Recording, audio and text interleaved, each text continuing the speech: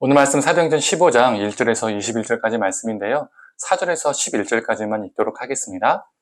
예루살렘에 이르러 교회와 사도와 장로들에게 영접을 받고 하나님이 자기들과 함께 계셔 행하신 모든 일을 말하며 바리새파 중에 어떤 믿는 사람들이 일어나 말하되 이방인에게 할례를 행하고 모세 율법을 지키라 명하는 것이 마땅하다 하니라.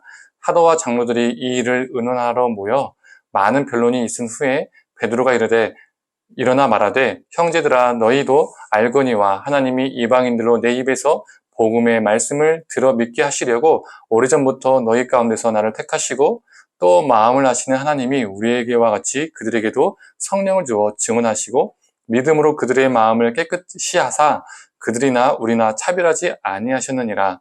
그런데 지금 너희가 어찌하여 하나님을 시험하여 우리 조상과 우리도 능히 매지 못하던 멍에를 제자들의 목에 두려느냐. 그러나 우리는 그들이 우리와 동일하게 주 예수의 은혜로 구원받는 줄을 믿노라 하니라. 아멘. 아침 묵상을 들으시는 모든 성도님들에게 하나님의 은혜가 있기를 간절히 소망합니다. 지난 14장을 끝으로 바울의 1차 전도 여행은 끝이 났습니다. 그리고 오늘 본문 15장은 1차 전도 여행과 2차 전도 여행 사이에 자리 잡았는데요. 이 15장은 매우 중요한 사건을 다룹니다. 바로 예루살렘 교회에서 회의가 열립니다. 이것을 예루살렘 공의회라고 표현하기도 합니다. 유대로부터 온 어떤 사람들이 안디옥 교회에 도착했습니다. 안디옥 교회는 유대 땅이 아닌 이방 땅에 있는 이방 교회였죠. 이들이 안디옥 성도들에게 할례를 받지 못하면 구원을 받지 못한다라고 주장을 했습니다. 이에 바울과 바나바는요, 그들의 주장을 반박했죠.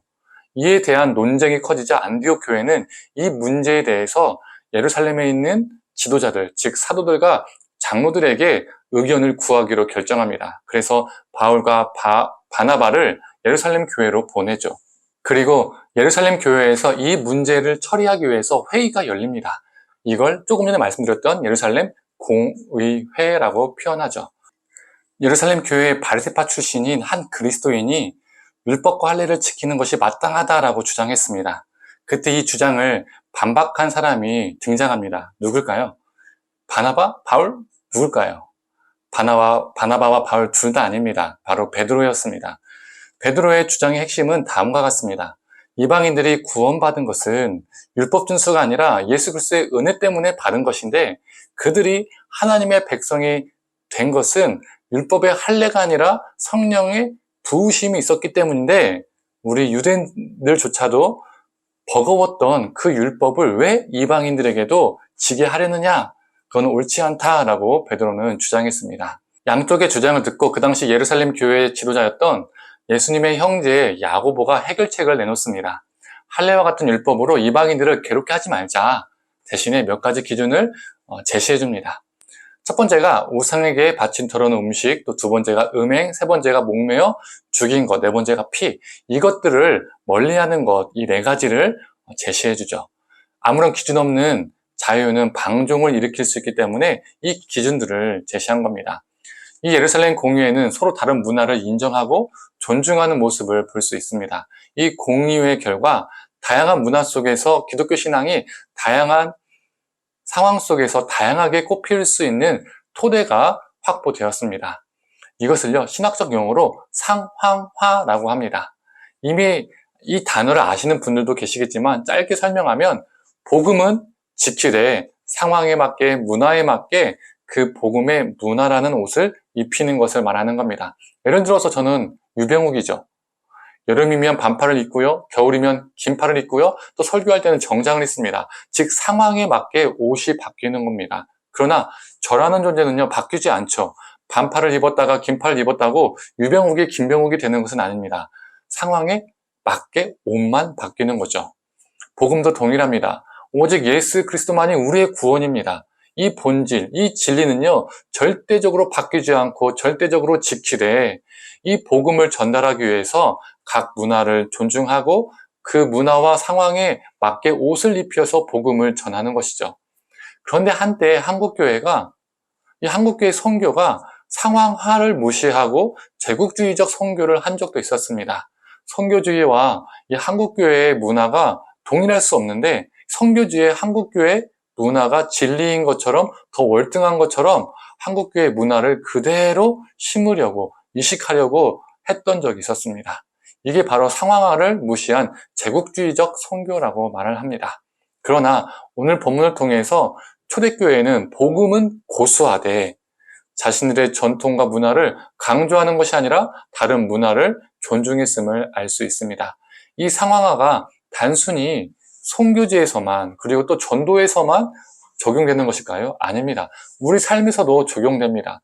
예수 그리스도가 우리의 구원이라는 이 복음을 우리가 절대적으로 지키되 다른 이들의 삶의 방식과 문화가 그릇된 것이 아니라면 존중해줘야 합니다. 즉 본질에 대해서는 보수성과 절대성을 지키되 본질이 아닌 것에서는 유연성을 또 개방성을 가져야 합니다. 그런데 거꾸로 된 경우가 참 많이 있습니다.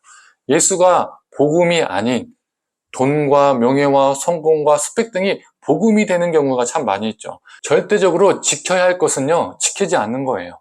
즉 다른 것도 복음으로 삼는 복음의 유연성을 가집니다. 대신에 비본질적인 것을 절대적으로 지키려 하는 경우가 있습니다. 내 생각, 나의 가치관, 우리 공동체의 관례 이런 것들을 강조하고 강요하기도 하죠. 내가 가지고 있는 경험, 가치관, 문화만이 옳다고 믿고 절대화시키고 지키려 하는 경향이 있다는 겁니다. 그러나 우리 신앙은 매 순간 상황화 되어야 합니다. 성도님들, 복음, 말씀, 이 본질은 우리가 지키되 비본질적인 것에서는 유연성을 갖는 우리가 되길 소망합니다. 그래서 우리의 삶이 복음이 필요한 사람들에게 스며들고 그들이 우리를 통해 예수 그리스도를 만나기를 간절히 원합니다. 함께 기도하겠습니다.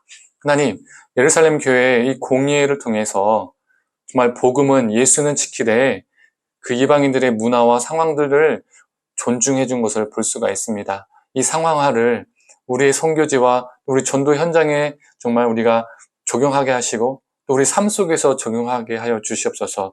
정말 다른 것들이 복음이 되는 이 세상 속에서 우리도 그것들을 복음을 쫓는 것이 아니라 오직 예수 그리스도만이 우리의 복음인 줄을 믿고 그것을 고수하고 지키되 하나님 비본질적인 것은 우리가 유연성과 개방성을 가지고 정말 믿지 않는 사람들의 삶의 방식을 존중할 줄 아는 우리가 되게 하여 주시옵소서. 그 삶을 통해서 예수 그리스도를 우리가 전하게 하시고 또 그들의 예수 그리스도를 만나게 하여 주옵소서. 예수님의 이름으로 기도드립니다. 아멘.